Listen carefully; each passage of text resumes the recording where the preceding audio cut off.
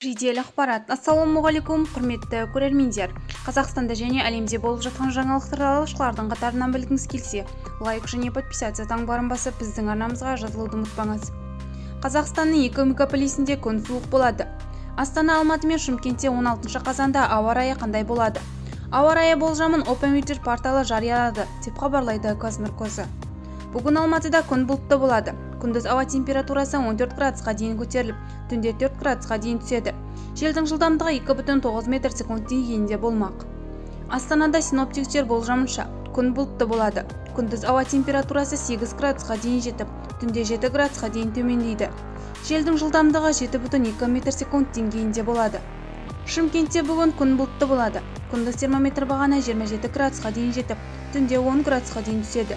Желдің жылдамдығы 3,7 метр секунд деңгейінде болмақ. Бізді бақылауды жалғастырыңыз. Сау саламат болыңыз.